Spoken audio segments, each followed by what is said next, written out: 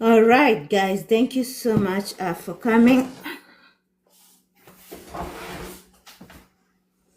I appreciate each one of you. Welcome, everybody. We are going to start. JB, you can open your camera now. You can open your camera so that we get started. Thank you so much, everybody who is here. Lemongrass, I see you. I can see new people in the platform. Thank you so much for coming. Today we are having a guest speaker, a special speaker. JP is here with us today. We are finding purpose in agriculture. So the moment he opens his camera, I'll be able to mention a little bit about him before he also talks about himself. So guys, make sure always carry your pen and paper, a book, so that if you have any question for him, you're able to ask him. Okay? Yes, thank you, everybody. Thank you. Keep on liking and keep on sharing. JP, we are waiting for you. We are ready for you. So we are waiting for you.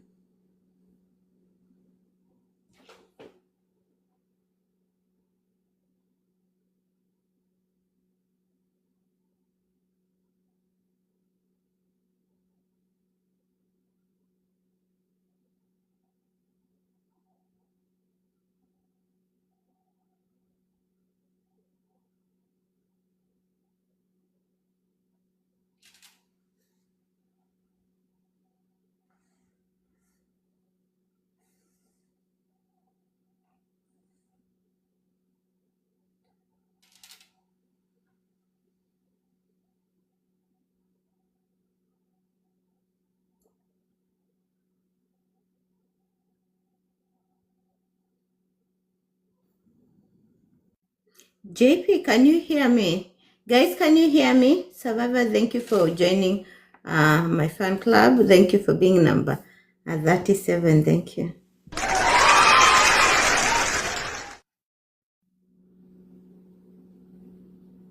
Thank you so much, JP. All right, thank you so much for honoring my invitation. Welcome, everybody.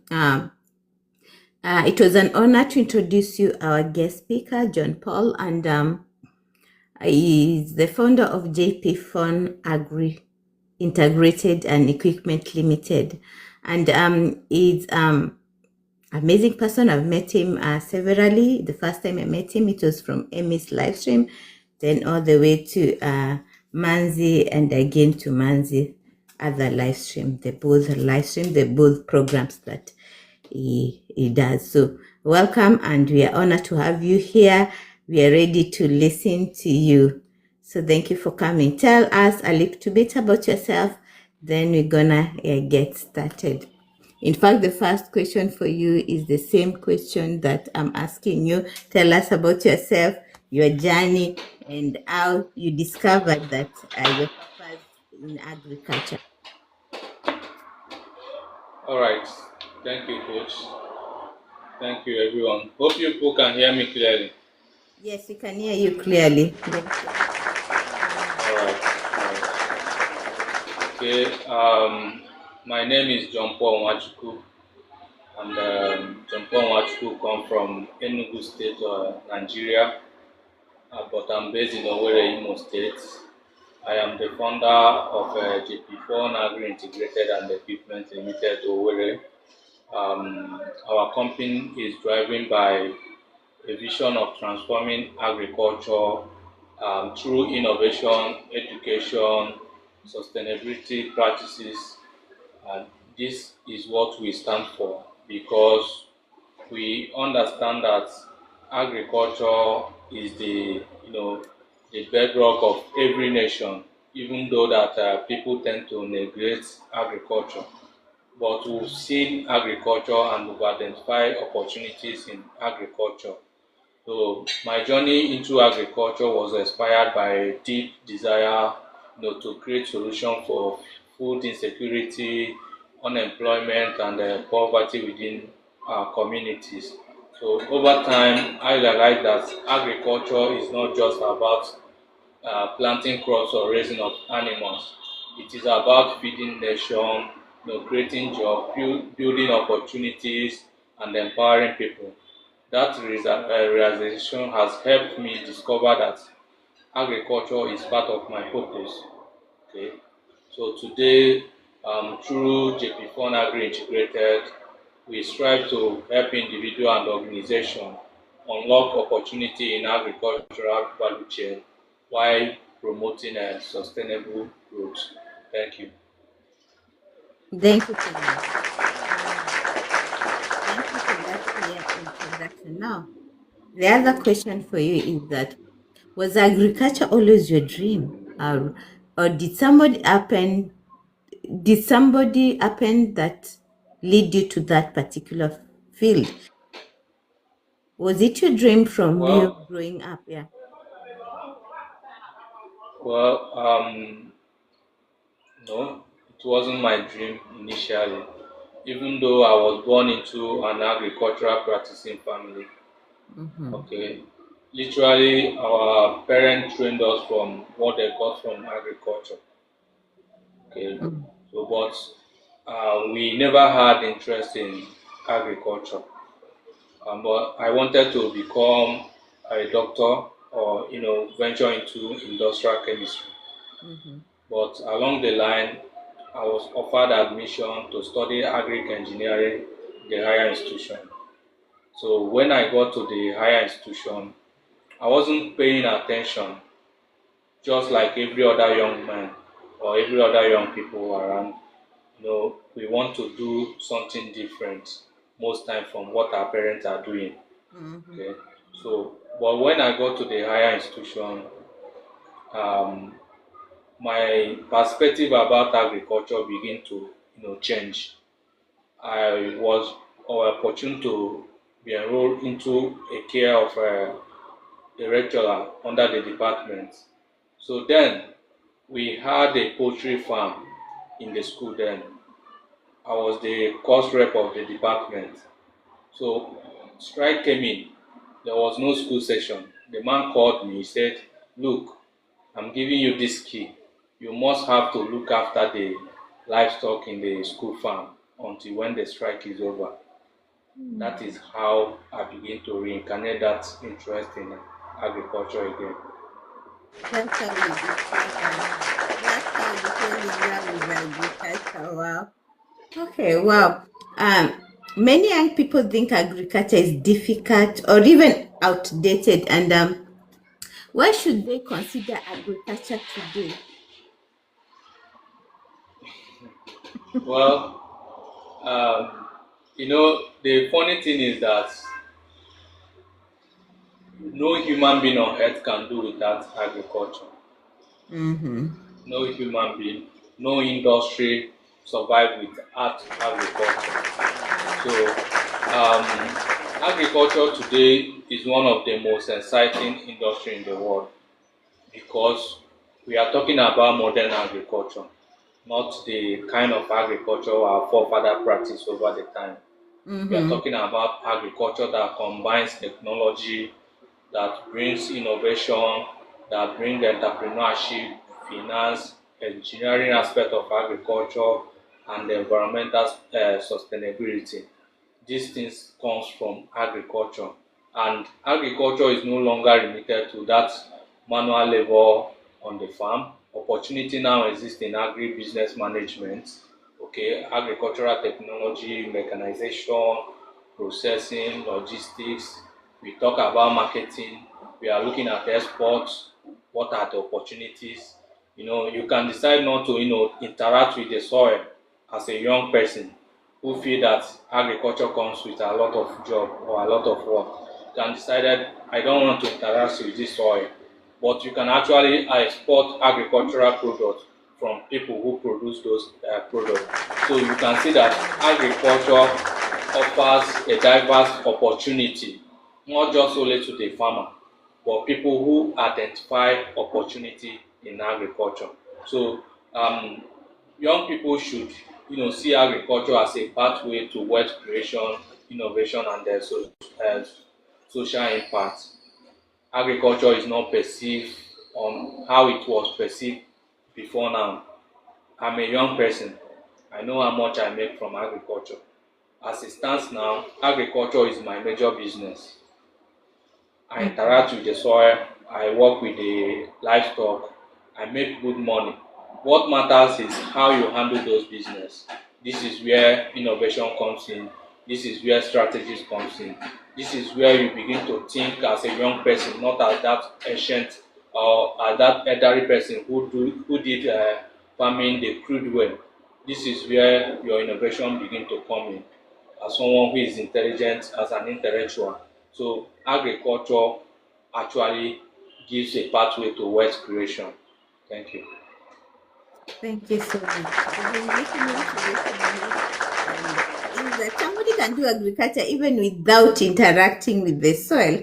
That's wonderful. Technology has taken us to another level whereby you can do things without even being present, but being present, like making phone calls and uh, monitoring everything. So that's wonderful. That's wonderful. Guys, if you have any question as we move on, make sure you can write them down for him, and then after the questions you're gonna ask your own question and he's going to answer. So welcome everybody, the ones who are joining, welcome in, and thank you for coming. We are having JP here. We are finding purpose in agriculture. Thank you everybody. Now my next question to you, what challenges did you face when starting JP Fund Agri Integrated, and how did you overcome them? What are the challenges? This is a very important question. The way you answer it, it's very important because we are solving problems. Solving problems is the most important thing. So this question is very important. So did you face any challenges, like you personally, not like generally other people? No, you personally. Yeah, there is no successful person in any kind of business, be it agriculture, be it normal business, be it under any enterprise, that you will not face challenges. If you've not faced challenges in whatever you're doing, then you've not started. Because those challenges, actually shape us, prepare our mind to plan ahead. Okay. Just like every other startup business, the one of the major challenges I faced was capital. To raise capital to start up a business or any venture is something that most times is challenging. And if you don't have people who support you or people who believe in you, who actually know your capability, you will, be struggling. Your effort will not be yielding any tangible result. So, finance, we look at building a credible agricultural business. It requires resources, right? The equipment, the technical knowledge, and the patience. All these things are resources. Because when we talk about the equipment, if you're not financially or you're not buoyant enough to have capital to start up this business, you find out that we'll be having many challenges. Your knowledge, how do you gain knowledge? Even as I am now, I'm still gaining knowledge because I don't know everything in agriculture. I can only say the ones I know. There are people who know more than me that I can actually gain knowledge from. So it's a continual process. So anytime you say you stop learning, that is the day you are no longer on the surface of the earth. So learning is a continuous process. So also patience, because these challenges we are talking about comes. It takes you the patience for you to hold on, for you to actually know that yes, I'm going to come out of this. This is a phase. This is what prepares me ahead of my success. So also we also face the challenges related to public participation, the market access. We are talking about gaining the trust of clients. Hello everyone. Hello, coach. Hello, we already started. Thank you. You are online. You are Yeah, up. thank you. All right, All right. we looking at the challenges we face like the public participation, getting access into the market, and gaining the client Excuse me, trust. JP. This Please, don't mute my moderators. Don't mute Mama Bejo. She's blind. She cannot do anything. Mama Bejo, if you have somebody, can you unmute yourself? Because I know sometimes you last question. You're muted by mistake. If somebody is near you, please let them unmute you. All right, you can continue, JP. All right. So as I was saying, I said we face challenges related to public participation, market access, and gaining client trust. One of the major challenges, aside from the capital, is gaining the client trust because most people I work with are diaspora based. Most people who give me contracts, who I establish farm for, are not on ground. So building that trust is a challenge too, because you need to show credibility. You know to show what you are, what you stand for, because people believe on what they see more than what they hear. All right. Just as we are speaking now, people see my face, they can actually believe me more on than when they are hearing just my voice, because they want to see who is talking. They want to see results. So all these things are some of the challenges we faced over time. We are still facing some of those challenges because it doesn't end. It doesn't end because we are building something, and every day we will want to get more customers, and for you to get those customers you need to build those trust, and building those trust you need to be credible, you need to be trustworthy, you need to be consistent in whatever you're doing. So this becomes a challenge that we face, and gradually we are overcoming those challenges. Okay, because the best way to do things is when you're reliable. Okay, when your consistency, when you understand that agriculture reward patience more, because sometimes you might plant and when you harvest you see the harvest, you'll be happy that you actually harvested bountifully, but when you get to the market you begin to have some regret. That is why we look at market access in terms of challenges. You need to build that market access, you need to penetrate into the market so that you don't produce, after producing you will not be able to sell it. Okay, so that is it. Thank you. Thank you so much. I appreciate that. That is a major challenge. People to trust you and they're far away, but it happens. It depends on you. They have to follow up on you and find out if your credibility. That's very true.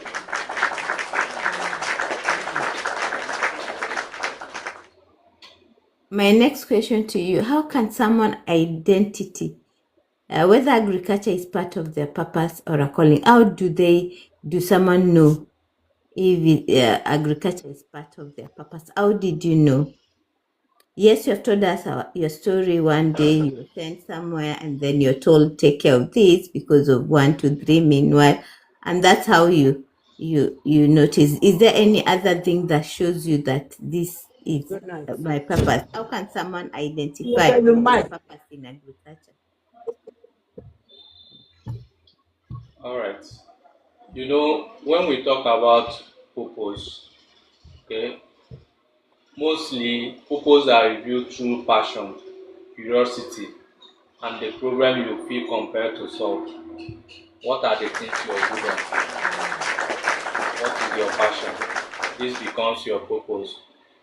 So if you find yourself interested in food production, The mic. environmental stability, Memo Beji, rural you are on. development, We can hear you. Okay. Yeah. Okay, that's fine. Thank you. All right. You can go on, JP. all right. I said you can find yourself interested in food production, environmental sustainability, rural development, and agribusiness opportunities, or helping people improving livelihood. Agriculture may be connected to your purpose. Just like, I will give you an instance. I call most farmers the mother, because for you to be a farmer, you must actually have knowledge of nurturing. For you to produce, right, your crop, you need to nurture your crop from planting, when you sow the seed, to germination, to when it starts bringing out flowers, to when it starts fruiting, to harvest and selling. So all those things requires nurturing. The same thing applicable to those in livestock production. You stock your stock, you need to nurture them, feed them, watch their growth, monitor them to see when there is diseases and the rest of them. So this patience, this attribute that is complicated in you, that you are doing these things and you know that as you are doing this thing, you are not seeing results immediately, but you are happy doing it. It becomes your passion. So you can actually identify purpose in things you do willingly without complaint, that nobody compare you to do something you do on yourself, right? So to me, the best way to discover or get involved in agriculture or discover your purpose in agriculture is when you get involved in agricultural activities, like volunteer to do some things, learn, attend seminars, visit farms, and engage with agricultural professionals. This purpose becomes clearer when action is taken. So when you don't take action, you are not, identifying your purpose. All right. So thank you. Information in detail. That was wonderful. How which areas of agriculture someone can which areas of agriculture someone can get opportunities for beginners with little capital? Well, as apart from the cash crops, the family of palm tree, coconut, cocoa, and the rest of them, every other agricultural sector, especially the vegetable, the livestock, you can actually start small. The like of vegetable production, the snail farming, poultry farming on a small scale, fish farming on a small pond, mushroom production. We talk about agribusiness marketing and brokerage. That is where I brought about. There are people who doesn't interact with the soil, but they make money from agriculture. These are the agribusiness marketer and brokerage, right? They don't interact, but you can actually sell those agricultural products. Then you can also engage in agricultural consultancy and extension services. You can, render those services to farmers. Okay, render those services to farmers who are already into the system, but they don't have some of the knowledge you gain in the higher institution. All right, you can actually add those knowledge to them. It gives you money. Okay, farm inputs, you can sell the fertilizer and the rest of them to farmers. It gives you money. You can start these things with low capital. Okay, equipment leasing and the rental services. We talk about the value addition and food processing. This is where the real money is in agriculture. When we talk about the value addition and processing, food processing, because when you are coming into agriculture, some people come to produce, and when you are selling live, you are selling those fresh products to the market. Sometimes the market might not be favorable to you, but if you add value addition to that agricultural product, you find out that you're making more money, because you can actually store those products. You can actually process those agricultural products into another product. So people who don't cultivate can actually say, okay, this person, JP Fund, is producing cassava. I want to produce this cassava. I want to process this cassava into gari of food. I'll buy from JP Fund. I'll set up my processing plant. I process it. I'll start to sell it.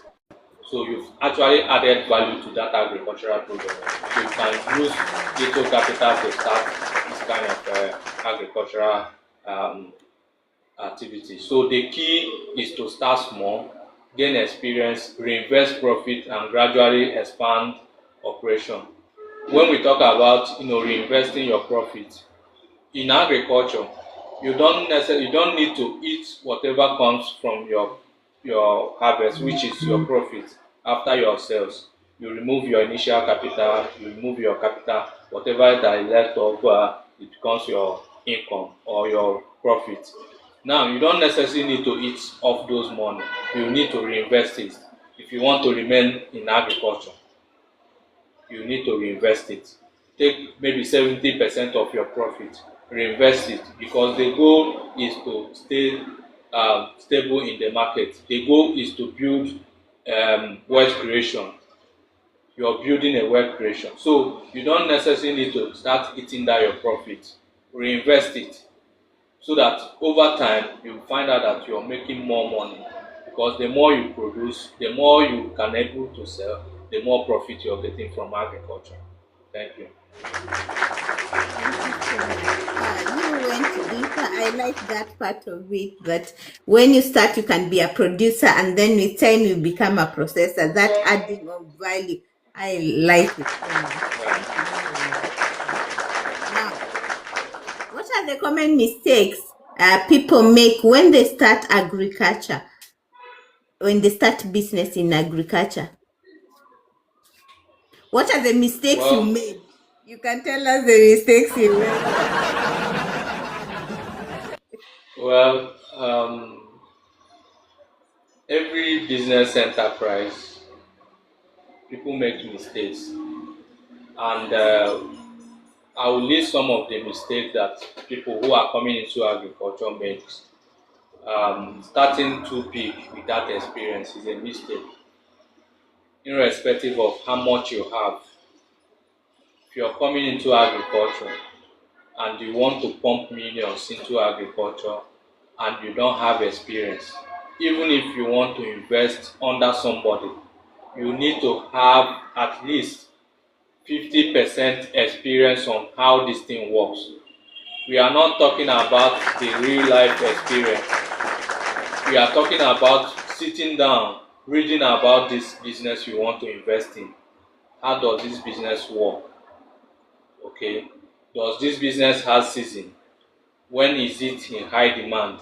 So people come into agriculture, they start big without experience. You need to start small and start scaling through. So once you're coming into agriculture, I used to advise people, if you have 80 plot of land you want to establish farm plantation on, why not do half? Do 40. Alright, by next year you do the remaining 40. By then you've started gaining some experience about how this thing works. Okay. Another thing is ignoring bookkeeping. People come, you don't even know how much you spend on your farm. You don't even know how much you pay your workers every year. You don't even know how much you spend on feed. You don't know how much you spend on fertilizer. You don't know your labor cost. You don't have record keeping. You don't even know when you started the farm. If someone should ask you what is the exact date you started this farm, you can never give account on it. It's a mistake. So record keeping is very essential in agriculture, just like every other business. Okay, we've talked about failing to conduct market research. Who are you producing? The thing you want to produce, who are you producing it for? At what quantity does those people need it? What is the market like? So it becomes a problem. People ignore those things. You fail to conduct market research. Because you see JP Fund producing a cucumber and he has been selling cucumber, you want to go into cucumber, but you forget to ask, how did this guy penetrate into market? I already have my established market. I have people who are willing to buy from me. You that is coming into agriculture, you have someone who is willing to buy from you. And remember, cucumber is a perishable goods, just like vegetable. If it stays longer, it starts to deteriorate and you begin to encounter us. Then you come back and tell us that agriculture is that people who talk about agriculture have been lying. You the one lying to yourself because you never did your market research. So that is it. Thank you so Then much. we talk about poor financial management. How do you manage your finance? You know, in agriculture does not even care about your emotion. You're supposed to apply fertilizer today, or you're supposed to feed your livestock today. Maybe I come to you, or maybe coach, you come to me, you say, JP, from please, I have some family need, I have some financial issue. Can you lend me some money? Because I'm, too emotional, I'll start taking this my money that I'm supposed to buy feed for the livestock, or the money that I'm supposed to use and buy fertilizer for my crops, and I'll give it to you. Now I'm supposed to apply fertilizer yesterday or today, and I was unable to do it. After 1 week that you promised to give me back the money, you've not returned the money, and I don't have any other source of getting this money. I'm starving that my crops, so it begins to affect their growth. This is financial mismanagement.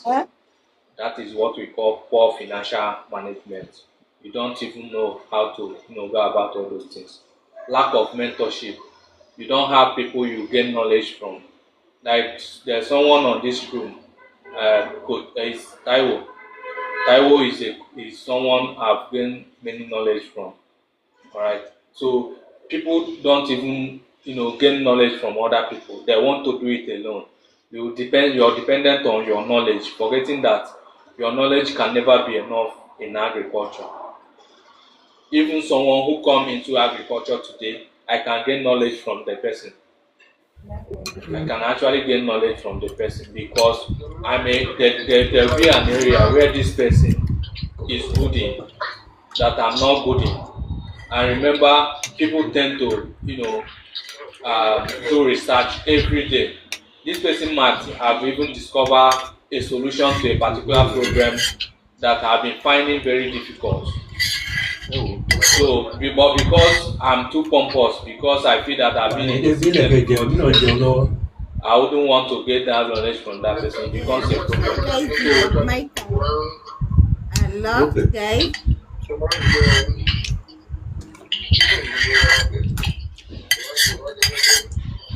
Please, can you help us unmute Taiwo?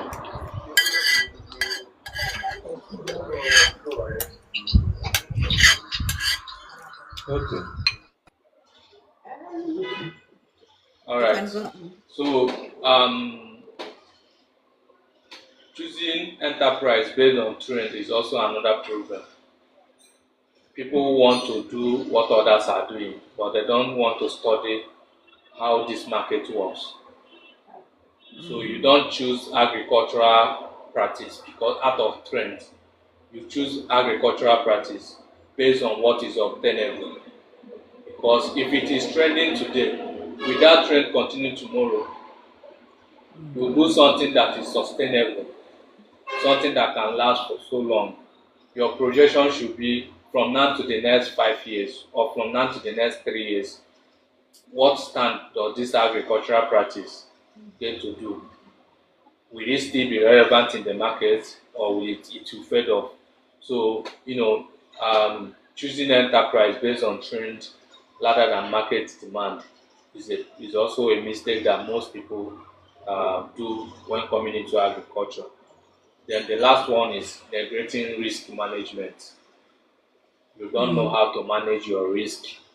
What are those risks in agriculture? How do I manage it? Okay, if eventually there is disease outbreak, how do I manage this disease outbreak? So this becomes your risk management. If there is injury among my farm workers, how do I manage it? Is there any first aid available for me to actually give them treatment before we get to the hospital? So what are the risks involved in this particular kind of agricultural activities I want to go into? If eventually the market fails me today, how do I manage this? It's a risk. This is where the value addition comes in. If I cannot sell life, I can process it. So that is, agriculture should be approached as a business, not just mainly a hobby. Knowledge, planning, and discipline are essential in agriculture. Thank you. Thank you for letting us go through the mistakes people make, and for sure, We have had a lot. Welcome, everybody. Thank you so much for being here. We have JP over here. We are talking about finding purpose in agriculture, and we have learned a lot. So if you have any question, guys, make sure you're noting them down so that when we finish with the interview, you're able to ask your questions, and your questions are going to be answered already. I have a ton of questions, but let's continue first. Now, how can agriculture help solve unemployment and create wealth in Africa? Because so many people like Well, coming to abroad, they don't know they can do some stuff when they're still in Africa. So, agriculture has the potential to become Africa's greatest economic engine because the sector can create millions of jobs across production, either in processing, either in transportation, either in marketing, exports, equipment services, and technology. Okay. The clothes we are wearing, these clothes I'm wearing, mhm.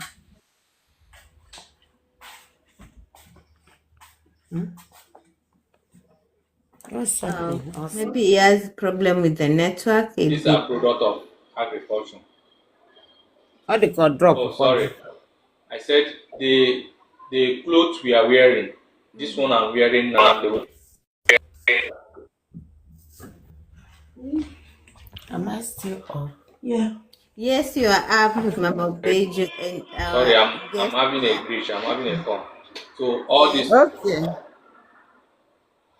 can you hear me now?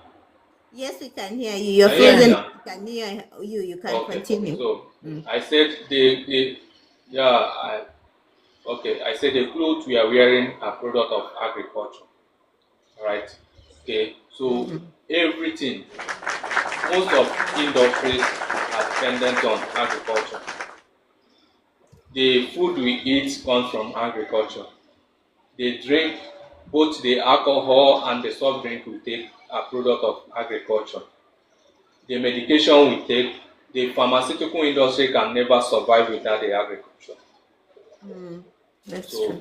you can see that literally everybody is dependent on agriculture. So by investing in agriculture, Africa can reduce food importation, can improve food security, increase foreign exchange earning, and stimulate rural development. Agriculture creates opportunity for both skilled and unskilled workers, making it one of the most inclusive sector for economic growth. Whether you're skilled, whether you're unskilled, you can fit into agriculture. We have people who are non-knowledgeable in terms of higher institution, in terms of education, that are doing well in agriculture. Agriculture is not literally about what you study. Someone who study medicine can actually do agriculture. Someone who studied banking can actually do agriculture. So agriculture is not about what you study, but it's about the value you can actually, solve. What value can you create through agriculture? Because that I'm speaking here today is because there is agriculture. Even the real estate are dependent on agriculture because the land at which they build houses are product of agriculture. So you can see that generally everything we do comes from agriculture. So there are more opportunity in agriculture than any other sector. The thing is identifying the opportunity within your locality. Because once you can solve a problem, you're making millions. Especially in an area where there is more population. Because the higher the population, the higher the opportunity. So that is it. Thank you. That was very massive. That was very massive. The next question to you. What advice would you give to Africans who are in diaspora who want to invest in agriculture back at home? What advice would you like to give them?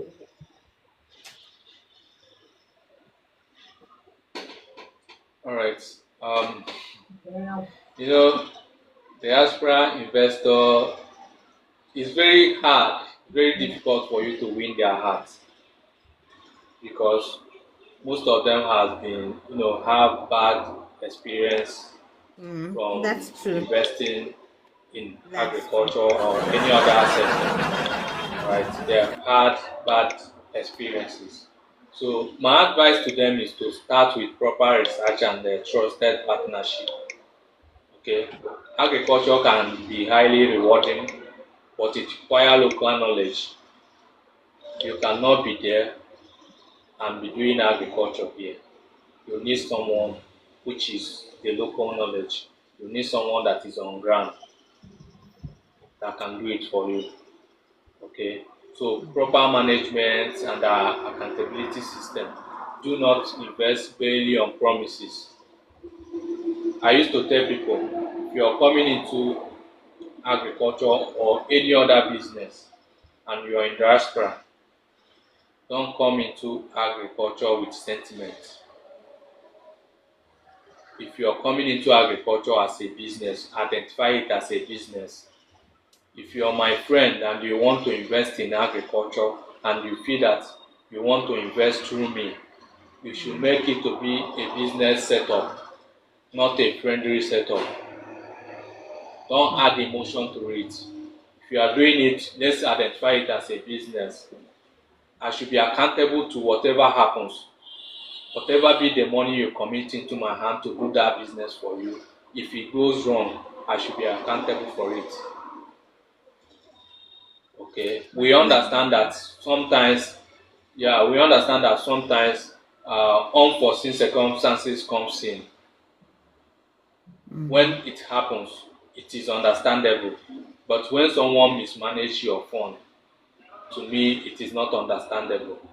So most times, the people in diaspora come into business with the mindset of this person is my family member, this person is my friend.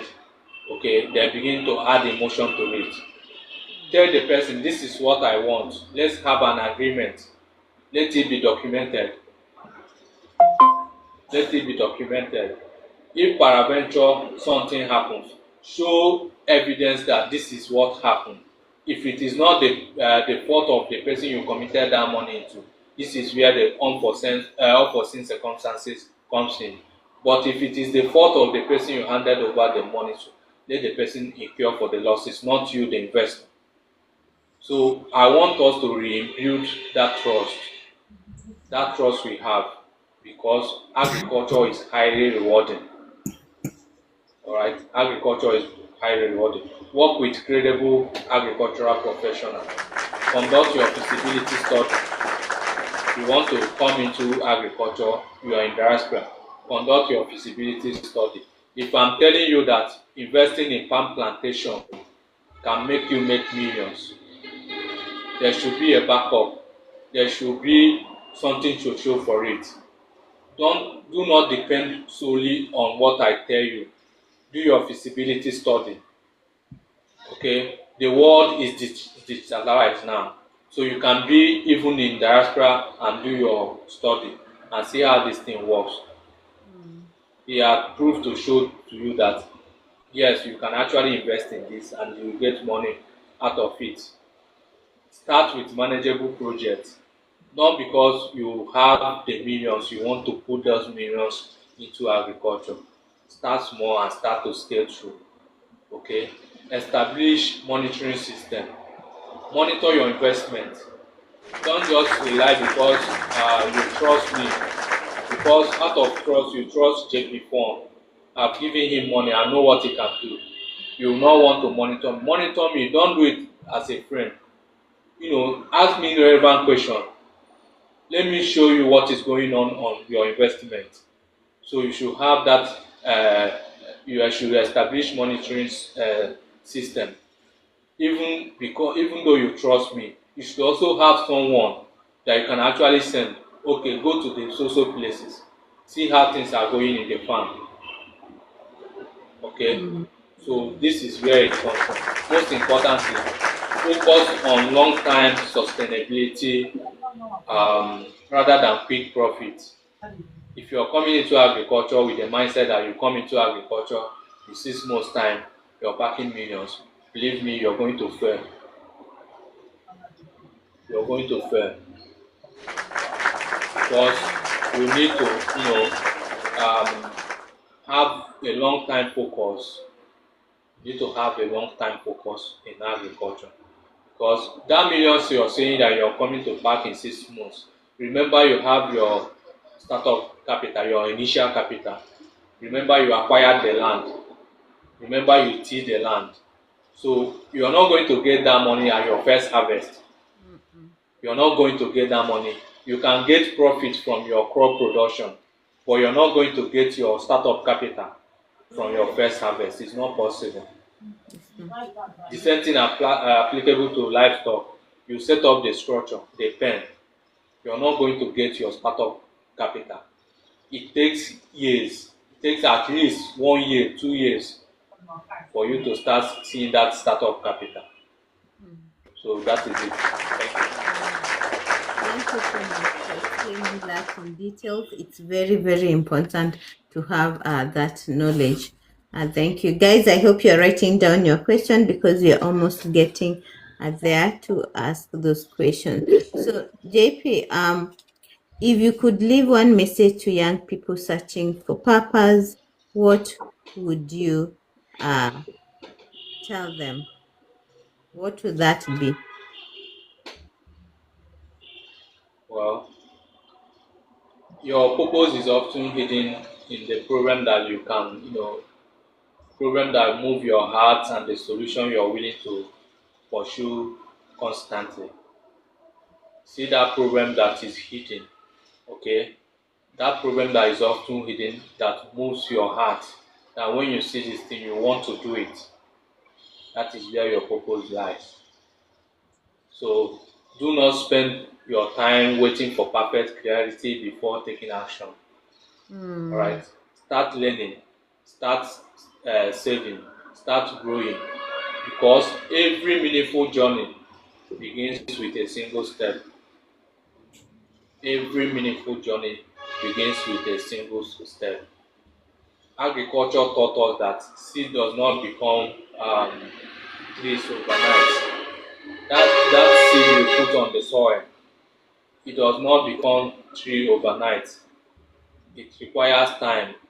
It requires period for it to start from the germination stage to when it starts growing, to when it starts bringing flower, and to when it starts fruiting. So it does not. Every meaningful journey begins with a single step. Okay, so success requires patience, commitment, and faith. Whatever you're doing in life, it requires patience, it requires your commitment, also your faith. Do you have faith in this? Do you believe that you can actually make a living out of this? Okay, do you believe that? So this is where you begin to, know that you're searching for your purpose. Okay, so whether your purpose may be, whatever your purpose may be, okay, nurture it daily and never underestimate the impact of one person can make it. Just like the former president of America, Barack Obama, always during his campaign, after his speech, he will say, "I can do it." So once you're doing something, believe in yourself. Once there is that you have that your self-esteem. Tell yourself, "I can do it." One person can make it. If people are making it, why not? You can actually make it. This is where we drive our slogan, which says, "Fertile mind, fruitful land." Because once you have a fertile mind, once you believe in yourself, once you're positive of whatever you're doing, you'll find out that you're going to have results out of it. Yes, it's going to take time because nothing comes easy. If it comes easy, then it is not worth doing. If it comes so easy, There's nobody on this planet Earth that have made it in a day. It's a journey. It's a process. It requires consistency. It requires visibility. How do you show yourself? That purpose that you've identified, that which you know you're good at, how do you tell people about it? Are you ashamed to say what you're good at? Most of the contracts I executed this year comes from the social media. People have not even known before, people have not seen before. About 3 of my clients, if I should see them on the road today, I cannot know them. We've not had a video call before, but they've committed millions into my hand. I've established a hand for them. But if I should see this person one-on-one on the road, I cannot identify the person. But this is a journey of something I've built over the year. It's not something that happened immediately. So if you identify your purpose, because most times what happens to people, people tend to kill their purpose, their vision, is because they are shy. They are afraid of what people are going to say. When I established this my company, when I set up the office, when I call some of my friends or some people who come to stay with me on that day, some people were like, why will you spend such an amount of money to set up this kind of place, mainly for agriculture? I tell them, what I see is beyond what you're seeing. What I see is beyond what you're seeing. Because I want to change that mindset of people who feel that agriculture is more of hard labor. You can actually make agriculture look so enticing so that youth can pick interest in agriculture. Mhm. And most times, people like visibility. You cannot use your home as your office while you're preaching agriculture, while you're telling people that you're doing well in agriculture. What have you to show? People believe in what they see more than what they do. So my encouragement to every young people over there who have identified their purpose in agriculture, but they are ashamed or they are not willing to go into agriculture, you can start small. A plot of land can give you 100 plots of land tomorrow, depending on how you handle it. But then again, remember, agriculture is not measured by the number of harvests you can produce. Agriculture is measured by the number of value you can give profitably. So that's your one plot that you feel that cannot give you thousands of harvests can actually give value and gives you a lot of money. Thank you. Thank you so much. Thank you so much. Wow.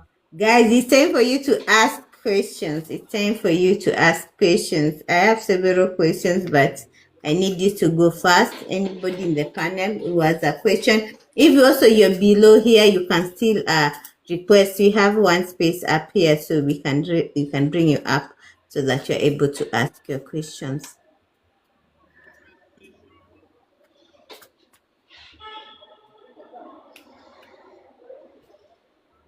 You so much. Thank you so much, Coach, and also our guest, JP Fong. I'm proud of you. I just want to encourage you to keep doing what you are doing, what you know best to do, and the sky is just the beginning. Thank you. Thank you so much, Toyoboy. Thank you. Anybody has a question? As you organize yourself to ask questions. JP, what books or do you have mentors? I would really like to know, do you have books you read? Do you have mentors? What helps you the most? Because you're very strong. Yeah, I'm not actually a book reading kind of person. Ah, wow. Yeah, Okay. I prefer when I listen to clips. When people talk, I listen to clips. Most times I don't have time Thank to you. read books. That is my kind of person. Do you have a mentor? Do you have somebody you look upon if there's problem, if you need advice? Is there a single person or even several that are your mentors? Yeah, like when I was starting, I told you how I find my way back into agriculture. That my lecturer in school Mhm. um, is an amazing person. He's an amazing person. So whatever I am today in agriculture is part of it. Is part of it because he actually taught me that even though I studied the engineering aspect of agriculture, he actually taught me that most times what you studied might not be what you have passion for. Mm, that's Okay, very but true. yeah, but in whatever you do in life, and that can give you money. He's the person that told me that if my passion is not giving me money, then my passion is a slave to me, or my passion is slaving me. That is not my passion. So he said, if my passion cannot give me money, if my passion cannot feed me, then that is a slave. So that's been what I've been working with, right? Before, when I was into agriculture was part of the thing that saves me through the higher institution in terms of finance. But then when I graduated, I dropped agriculture. I went into business. I had to show down. I had to come back to agriculture again. Here I am today. Then another person who I always seek advice from is my course mate, is my friend. Okay, we are the same age grade, but I see him as someone who actually I can talk to and the provide solution in terms of advice. That is why I said your mentor could be someone who is lower than you, could be someone who is higher than you, could also be someone who you fall to be in the same category with. What matters is if you talk to this person, is this person willing to provide solution or give you advice that will better your life? So that is it. Thank you. I think Ofan Voice want to ask a question. Yes, often voices I bring her up. If you're in a position to ask that question, we can see you have written down there. But if you can speak out, we really appreciate. If you cannot, let us know. I think I see her question. She said, can you advise people who are venturing into agriculture to take insurance? That is the question. Definitely. If people can Sorry, take I'm in a insurance, noisy place, coach. Thank you. All right. if people can take insurance for life, why not in agriculture? So that is where any person who identify agriculture as a business should insure the business just like any other business, because insurance will cover you if there is problem. That is the essence of insurance. So taking insurance in agriculture is something that every farmer who identify agriculture as a business should do. Coach, Thank can you. I ask a question? Go on. Often voices, your question has been answered, right? You can comment below and let us know if your question has been answered before Mama Bejo is the Yes, one. he has answered. Thank you. He has answered it. Mama Bejo, you can go on. Oh, thank you so much. But that is for the large scale farmers Yes, who that are is one. doing it for Once business. Yes, I said once you identify agriculture as a business, you should insure Yes, it. thank you. Yeah, can I go on? Yeah, I think she understood when you identify the business, agriculture as a business, that's when you think about insurance. Because some people plant, they do agriculture, but for little scale, like for food, for not like business. They might do little selling here and there, but not like for business. So you have to be in business in order for you to do the insurance. I guess that's correct, JP, right? Yes, yes. Okay, Mama Bejo, you can go on. Okay. Yeah. Hello, everyone in the house. Hello. Good morning, good afternoon, good evening, wherever you're watching from. Thank you for having me. JP, thank you for your education over agriculture, which is so important in our life. Yeah, my question is I just want to know if an agriculturist who has land and everything and does ask people if they can take up land and they will manage it for that person, who and they will manage it and sell it and give that person based on the acres or whatever that is required for that specific contribution the payment the person has made. Are they the one normally that will go for feasibility study and to find do their feasibility study and know the kind of market or people they will sell to, or you as an investor will equally join in doing so? Okay. Now, it's both ways. Remember, you're the one bringing this money. Yeah, All right. You're the one bringing this money. In as much as you're not the one doing the job, but before you go into any business, agricultural production, yeah, the person, the person you are investing on will have given you a proposal. This is what this business look like. This is how much you're going to get at the end of a production cycle. yeah, Now, you as an investor, you owe yourself that market research or feasibility study because it's your money. All right, you're putting this money into this thing, and you need to be sure of where you're putting your money into. Because I might tell you that if you put 2 million naira into corn, which is maize, yeah, that you're going to get 3 million at the end of the production cycle.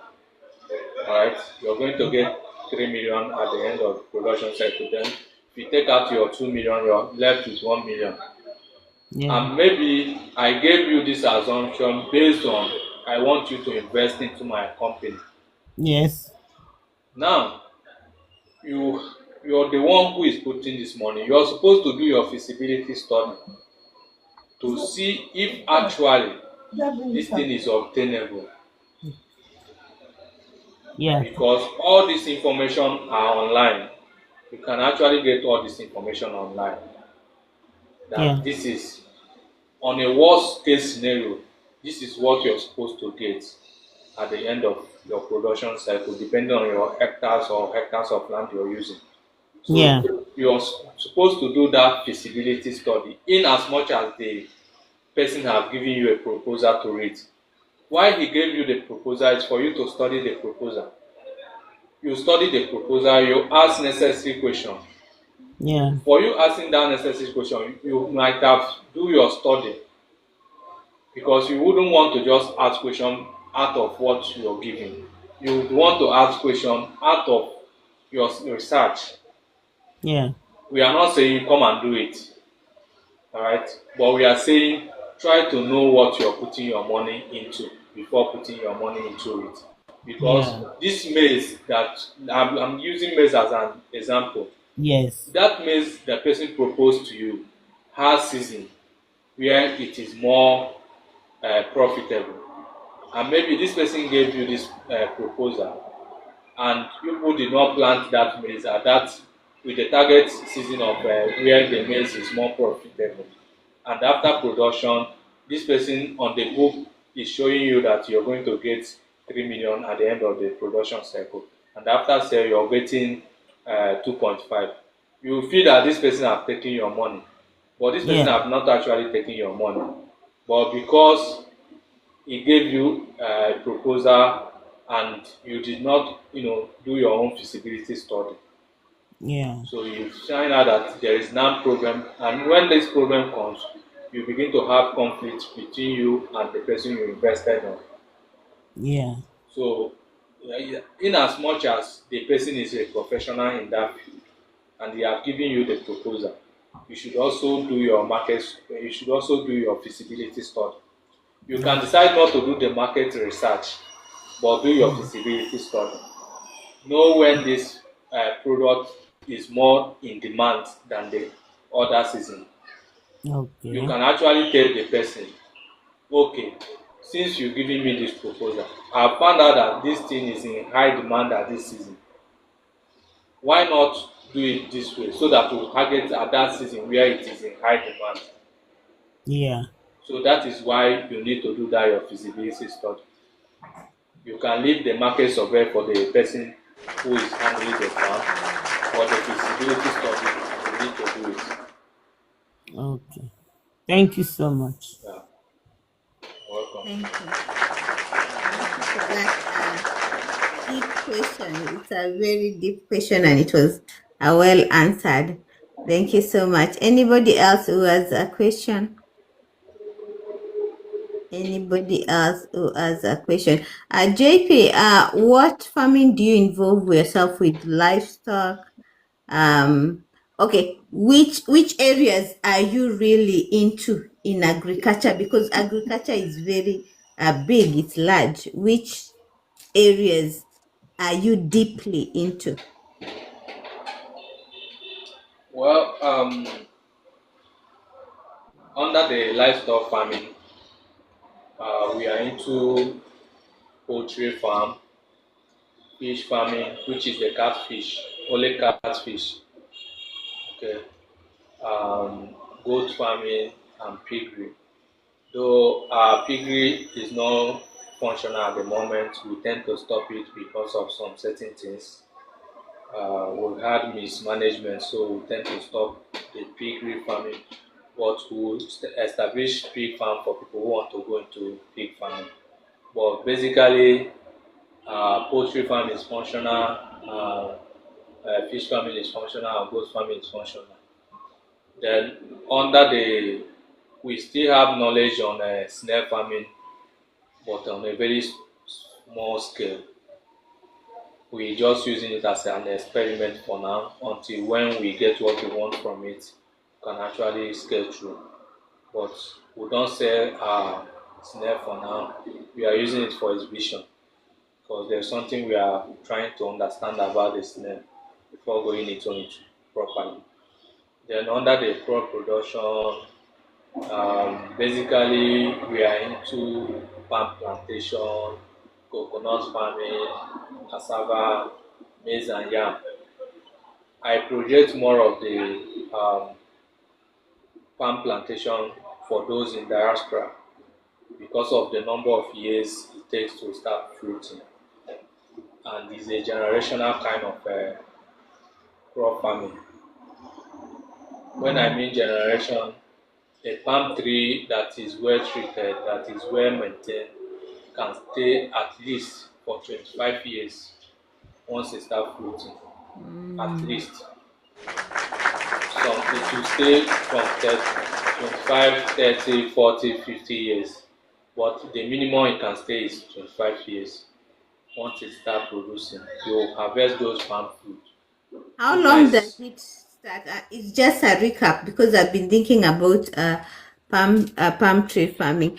How long does it take from the time you plant it for it to start producing?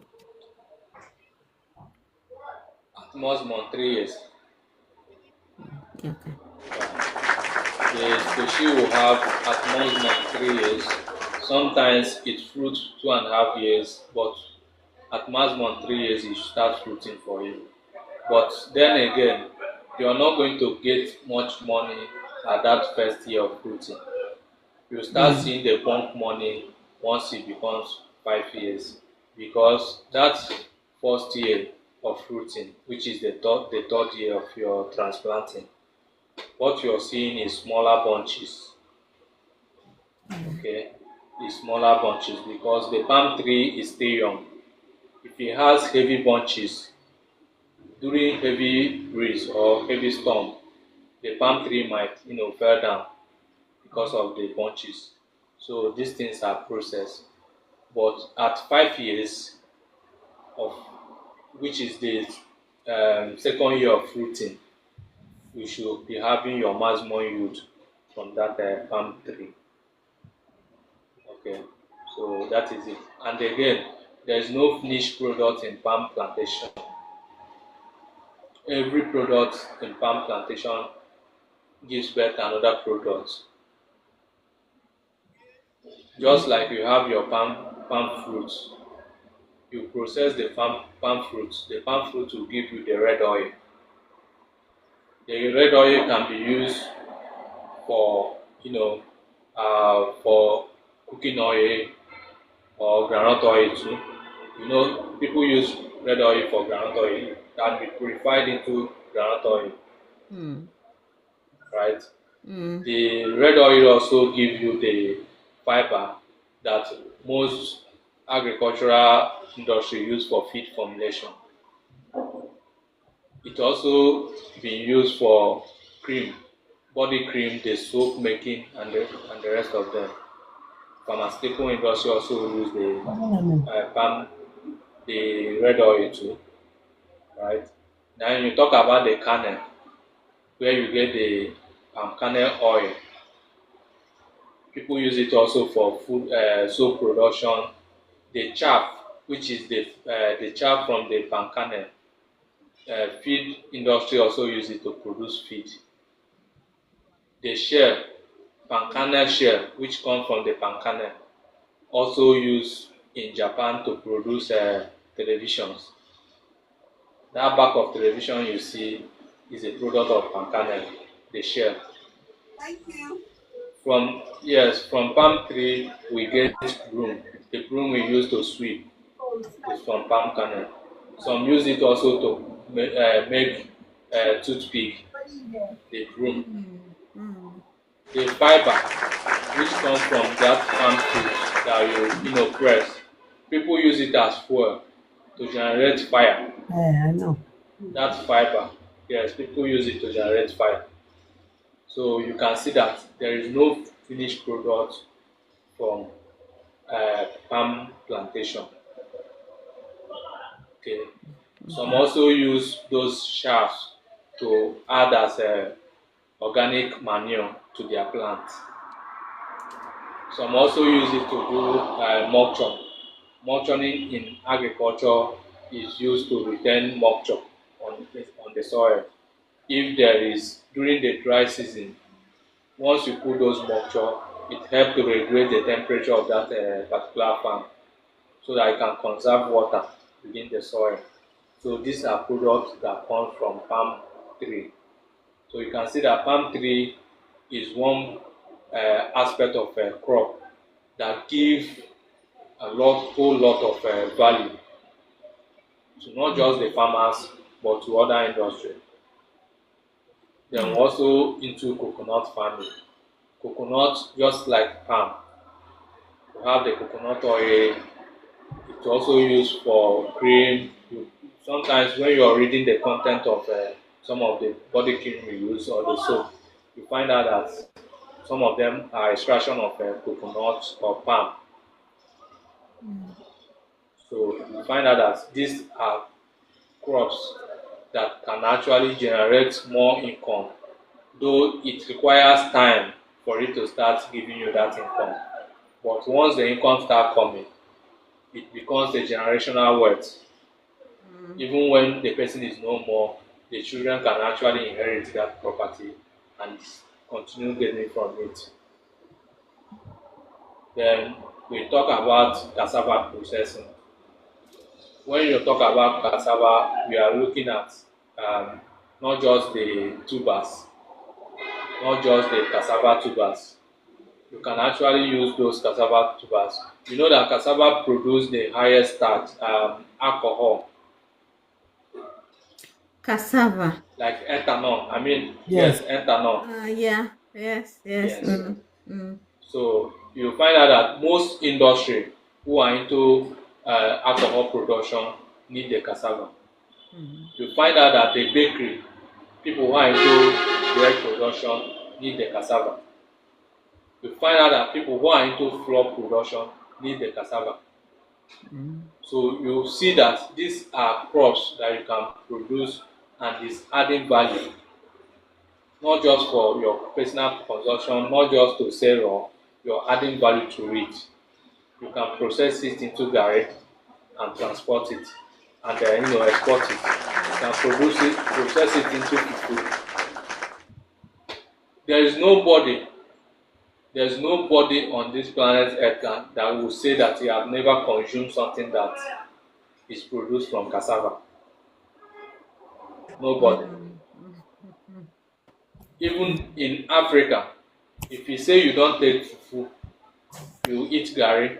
If you say you don't eat garri, you eat Yes, I flour. stop. So if you say you don't eat flour, sometimes you take alcohol. Right? So you find out that these things revolve around every production.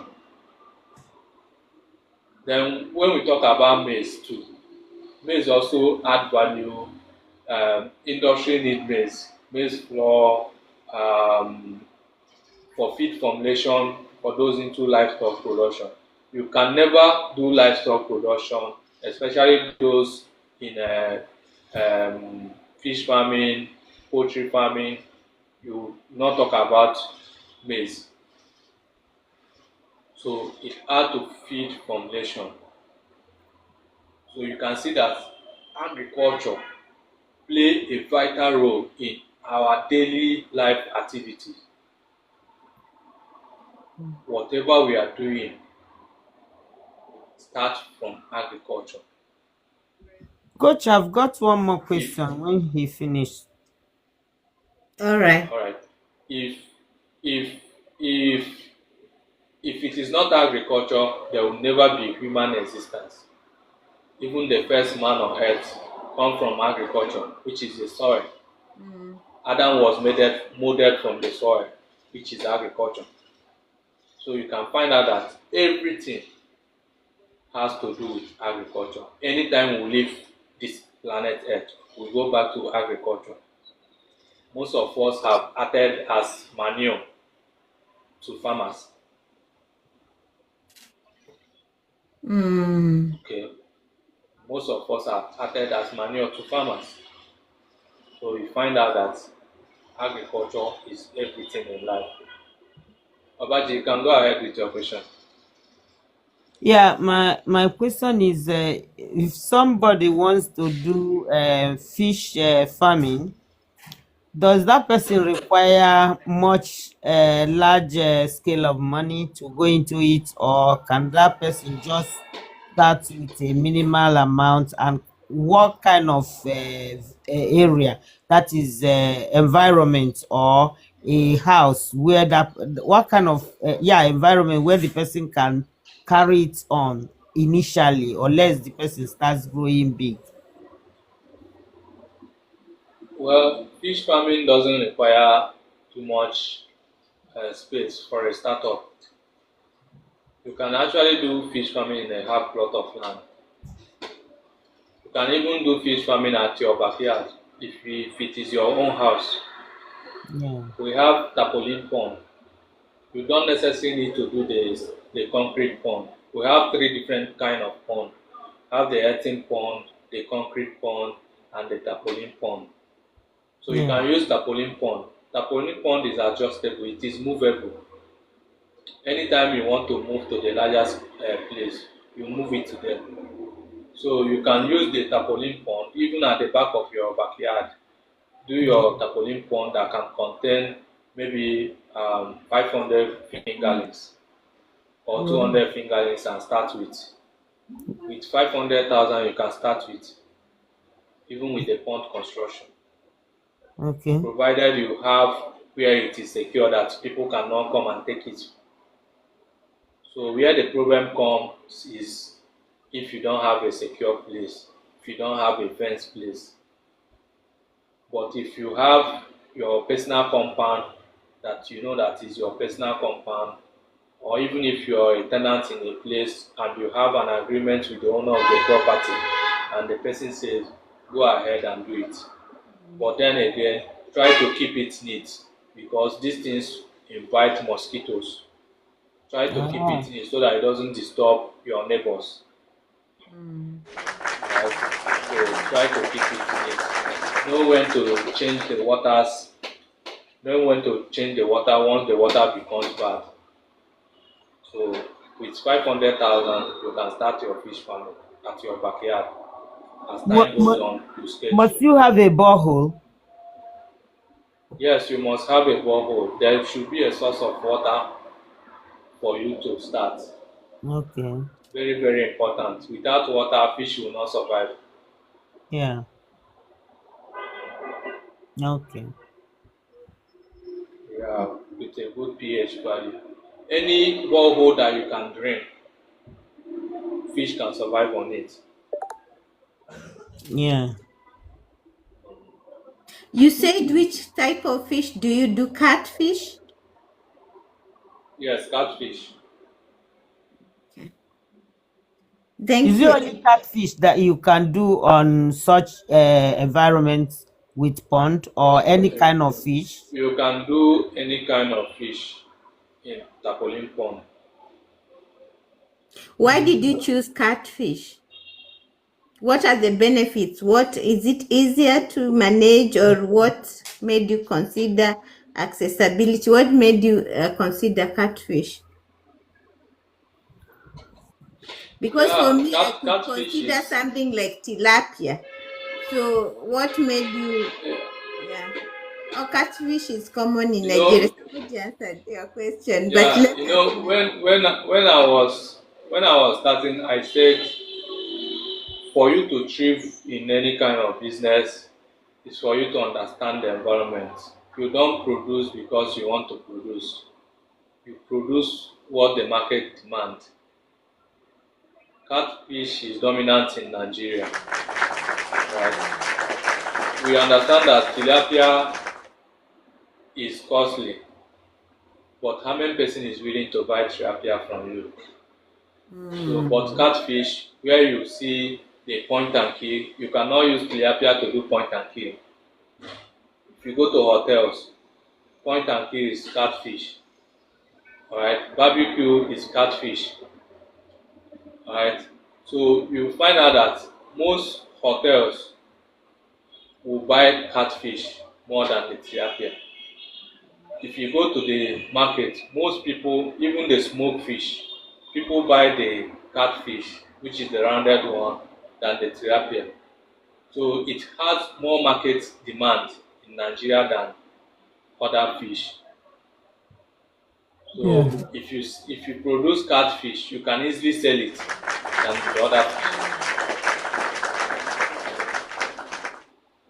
Okay. Okay, that's good. That question was well answered. You talked about pigs, piglets. You talked about pigs. You'd also do farm, although you said you have stopped a little bit because of mismanagement. But tell us a little bit about it, because pigs produce a lot. Like, it can give birth to so many pigs. Can you go or take us through a little bit of pig farming?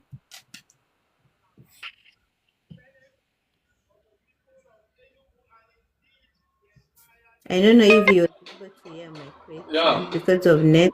yeah, You I got my heard you. question? Now, pig production. Yes, pig production. Yeah, a pig can give birth to 7, 10, 12 piglets.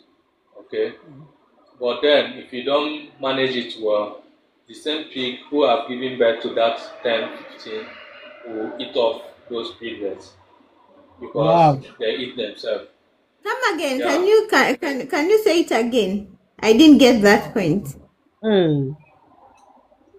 If a pig gives birth to 10, 15, 7, as the case may be, if you don't manage them well, they can eat up those their kids. Because when they give birth, they tend to be more hungry than before. So you need to be constant feeding them. You need to be putting eyes on them more when they give birth. Mm-hmm. All right. So if you don't monitor them well, you might end up seeing just 4 after. Yeah, they eat So you themselves. mean pigs are carnivorous animals? Yes, they are carnivorous animals. They eat Wow. themselves. They eat meat. If they can eat their Yes, their babies, they are carnivorous animals. I didn't know that. they can eat their babies. Wow. So when they give birth, you have to feed them properly because they get so much anger. Yes, Then would it not be wise yes, if they give birth, you separate the They piglets have from the mother? to suck. They have to breast. yes. You separate them, but remember, at that tender age, they need to breastfeed. Mm. Yes, we normally build their own pen differently. Okay, so that sometimes, but they need that mother presence. They also need to, breastfeed. So Wow. sometimes, if you don't meet up to give them to feed them well, they start eating their kids. Then again, another thing is the way pig farming is being done in Nigeria. I don't think it's proper because if you get to pig farming, most of the farms in Nigeria, you will not want to stay there because most pig farmers take that mentality of what they heard from the Bible that the demon was casted into the pig and that kind of thing. So you see the pig very dirty. You see them very dirty. No, it's not what they So read from the Bible. it's what they JP read from Fund. the Bible. It is not what they read. No. It's not what is because I've been to Benin Republic too. They consume pig more in Benin Republic than Nigeria. So they come to Nigeria to buy a lot. In fact, I ate pig in Benin Republic like they did it like suya. If you eat it, with akamu, agidi, we call it Wow. agidi eko, Okay, I get it. you will like I it. get it. So, pap, so what happened is, I think some of our pig farmers are still doing it the old way. Like you mentioned that you want the way you set up your business, you want it to be attractive to young people. A lot of pig farmers, like me, after my training at agri school, I decided not to go into anything livestock apart from turkey. I have done turkey before.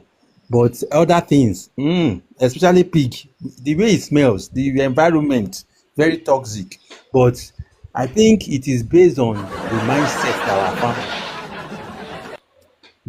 Number one. Number two, the government is not encouraging them. We can have modern pig pens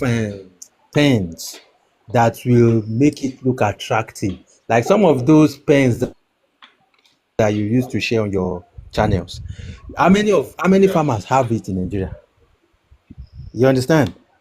So that is, government intervention is not coming to big farmers like that in Nigeria. Maybe it's because of tribe or religion, because our Muslims they don't really look into pig. They don't like it. It goes against their Yeah. religion. Yeah. All right. Thank you. Thank you so much. Thank Okay. you so Thank much. you, Mr. Taiwo, for debunking that information. But the truth is that most people still have that mindset that pig is always dirty. It's true. You It's understand? true. But that is not true. That is not true. There are better way to do those pen. The pig will be neat, but it will cost you more. And if it costs you more, other people who are doing it the other way will stay cheaper than you, and you stay relevant out of the market. So that is it. So pig farming is good. Pig farming is good because it gives a lot of money. If you have a pig that can give you a body weight of 80 to 100 kg, you're sure of 400 to 500k. So you can imagine when you have 10 of it, it's 5 million naira. So that is it. Calculations. Thank you for that. I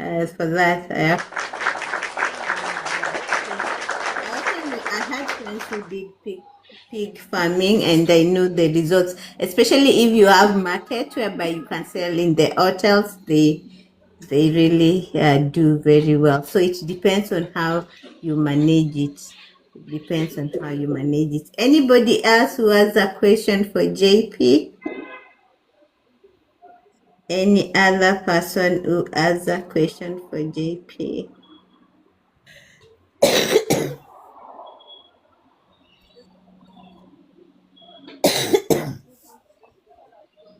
Thank you so much, everybody. We appreciate each one of you. Thank you for joining this live stream. I hope you have learned a lot. I hope you have learned. We're going to have JP again because he has a lot to offer, by the way. This is just the touch. He has a lot to offer. We'd like to thank you, JP, for coming and sharing this wonderful information with us. We don't want to leave anybody out. Yes, it's loaded, I know. You're talking about general. When we start with like every topic, it will take time. So I know it's loaded, and we are honored to. Yeah. Guys, if you have any question, you can still ask. We still have time. It's not a lot of time, but we still have a little bit of time. How long, JP, have you done farming? How long have you done this? As a profession, or how long have I been in farming? Because I was born into farming. As a profession. Okay, as a profession, since 2016, I've been into farming. So basically 10 years now. Yes. So what is the what have you what is the biggest success story can you tell us through farming? What is that thing that you did or you and it made you really happy and proud of yourself?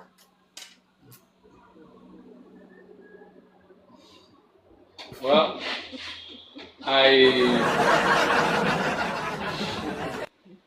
actually I made my first million in agriculture.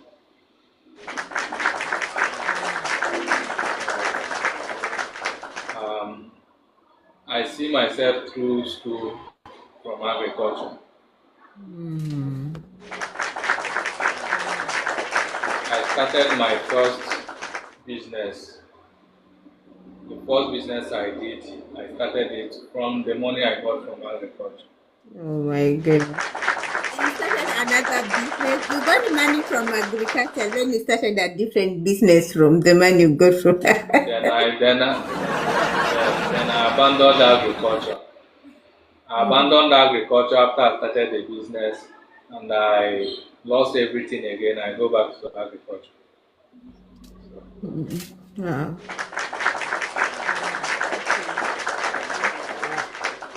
That's a story. Basically, where I am today is because of agriculture. So I never started with my own. No. I never started my own. During my industrial training, I did my IT at a farm. Where I did my IT, they offered me opportunity. because they saw the potential in me. They offered me an opportunity. I never knew about catfish. What I knew was a poultry farm. Where I did my IT, they have catfish and a poultry farm. But the woman has the poultry, while the man has the catfish. It's a family business. So when I came there, they gave me an offer. They said they will bring someone to train me on how to do hatchery. Then after the training, if I can successfully do the hatchery, that whatever come out of the hatchery as a profit, that will share it. They will give me 20% of the profit. Mm. I said, okay, no problem. No harm in trying. We did the training. Somebody trained me. I did my first hatchery. It failed. I did the second one. It failed. I did the third one. It survived. That third one, as at then, we are talking about 2015/2016. My 20% then was 120,000 naira. What? My 20% out of the profit then was 120,000 naira.